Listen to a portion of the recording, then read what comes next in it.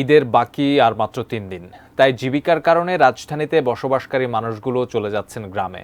রাজধানীর মহাখালী বাস টার্মিনালে যাত্রীর চাপ বেশ ভালোই আছে। সহকর্মী কিশোর জাহান আছেন সেখানে, বিস্তারিত জানতে সরাসরি যুক্ত হচ্ছি তার সাথে।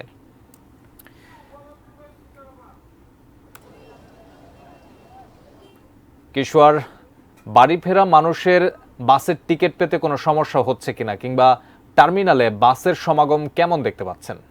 আছে এবং যেহেতু গতকালকে আসলে ছুটি হয়েছে, আজকে কিন্তু দুপুরের পর থেকে টার্মিনাল যেগুলো আছে সেখানে কিন্তু চাপ পড়েছে যাত্রীদের। এবং ইতিমধ্যে দেখতে পাচ্ছেন যেখানে আছি মহাখালী বাস টার্মিনালে, সেখানে কিন্তু দীর্ঘ লাইন দেখতে পাচ্ছেন।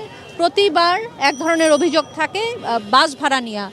মহাখালীতে আমরা এসে যেটা দেখেছি, এনা পরিবহন যেটি আছে ময়মনসিংহ রুটে যে গাড়িটি যায়, ওনারা কিন্তু ওখানে বলেই দিয়েছেন ঈদ উপলক্ষে অতিরিক্ত ভাড়া নেওয়া হবে না, যে কারণে সেখানে কিন্তু মানুষের দীর্ঘ একটি লাইন। তবে এর বিপরীত চিত্র আছে, অনেকে অভিযোগও করেছেন। একজন কে পেয়েছি, ওনার থেকে আসলে একটু জানার চেষ্টা করব কি অবস্থা, আসলে আপনি কোথায় যাবেন এবং বাসের টিকিটের কি অবস্থা? আমি ময়মনসিংহে যাব, আসছি চাঁদপুর থেকে।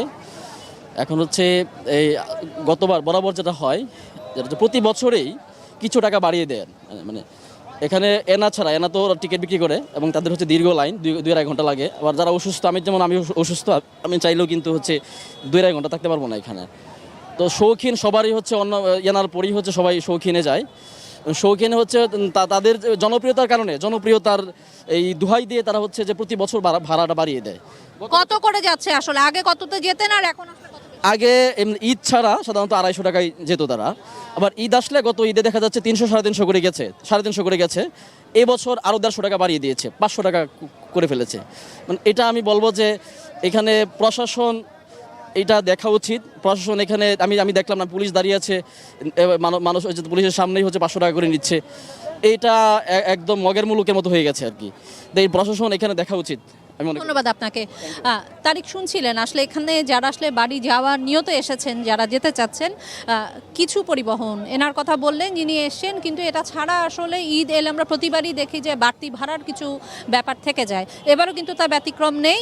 তবে কত বেশি নিচ্ছে সেটাও কিন্তু একটি প্রশ্ন, এবং অভিযোগও যেমন উঠেছে যে কোনো ধরনের মনিটরিং নেই। বারবার বলা হচ্ছে যে বাড়তি ভাড়া, কোনো মনিটরিং নেই।